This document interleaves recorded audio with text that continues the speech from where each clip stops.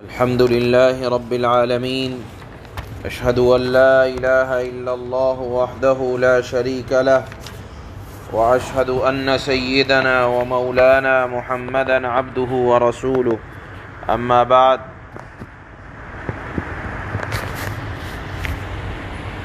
عن ابن عمر رضي الله تعالى عنهما قال رسول الله صلى الله عليه وسلم إذا أنزل الله تعالى بقوم عذابا أصاب العذاب من كان فيهم ثم بعثوا على أعمالهم رواه البخاری والمسلم۔ اس حدیث کے اندر اللہ کے نبی صلی اللہ علیہ وسلم نے اللہ کا ایک دستور اور قانون بتایا ہے، وہ یہ کہ جب کسی نافرمان قوم پر اللہ کا عذاب آتا ہے، مثال کے طور پر کہیں زلزلہ آ گیا، کہیں پانی کی کثرت ہوئی اور باڑھ آ گئی، یا اور بیماریاں عذاب کی صورت میں نازل ہوئیں، تو اللہ کا قانون یہ ہے کہ بے دین اور دیندار دونوں کو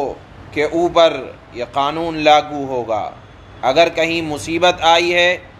تو جس طرح نافرمان پر اللہ کا عذاب نازل ہو رہا ہے، تو فرمانبرداروں کے اوپر بھی اس عذاب کا کچھ نہ کچھ اثر آتا ہے۔ تو کیا اس کا مطلب یہ ہے کہ قیامت کے دن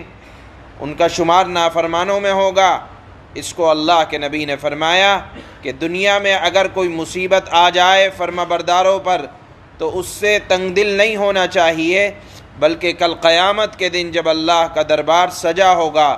تو جس کو دنیا میں اگر کوئی پریشانی، کوئی اللہ والے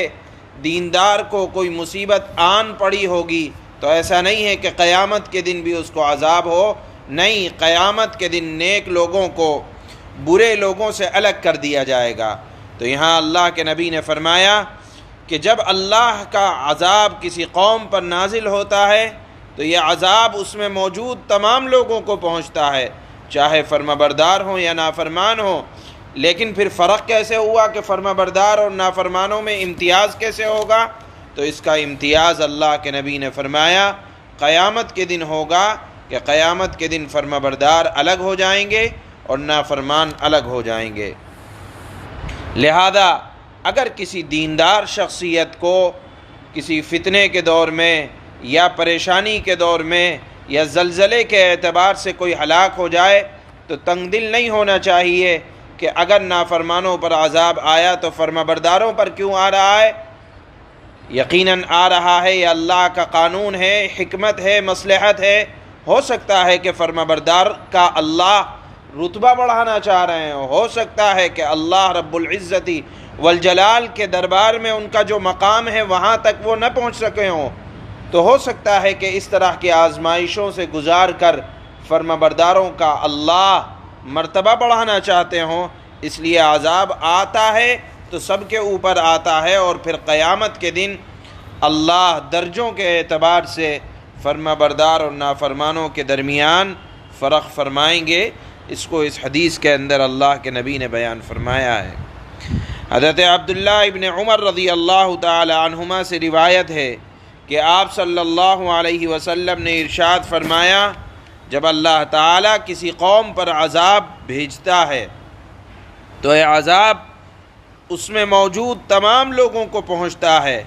پھر وہ قیامت والے دن اپنے اپنے اعمال کے مطابق اٹھائے جائیں گے، یعنی نافرمانوں میں اٹھائے جائیں گے اور فرمانبرداروں کے ساتھ ہوں گے۔ سبحان اللہ۔